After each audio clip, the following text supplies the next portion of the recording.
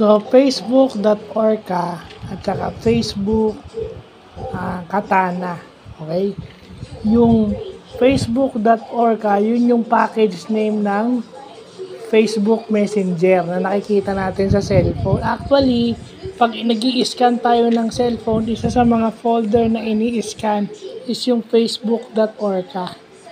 So, ibig sabihin, yun yung package name ng messenger natin. At sinasabi daw nila, pwede mong burahin yung .org na folder, pero pag nire-install mo yung messenger, babalik. So, much better na wag na.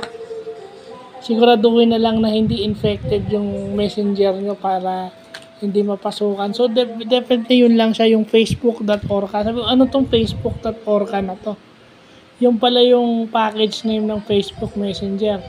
Yung Facebook Katana naman, yun yung Facebook Office apps na tumatakbo sa Android phones at saka sa iOS. So, yun lang yun, no? IT and computer vlog tayo or social media vlog tayo. So, may alam tayo yan, Facebook Orca at saka Facebook Katana. So, yan. Meron na naman tayong sa social media and computers in general. So, meron na naman tayong vlog dyan, no? Na buti na iba-vlog natin kasi kailangan alam natin yan. Lalo na sa ating mga komsay. Information technology at saka computer engineering. Hindi pwedeng hindi natin alam to.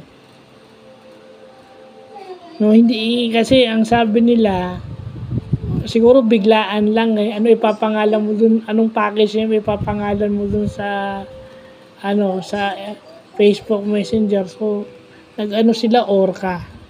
Di ba?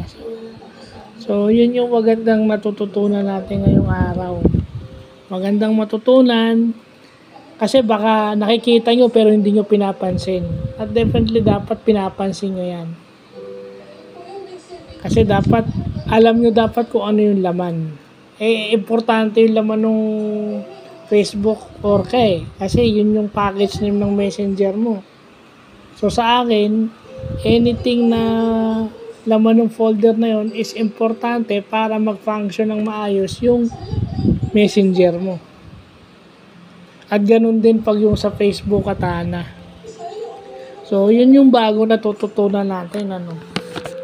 Kasi, basta nagagamit natin yung Facebook, okay lang.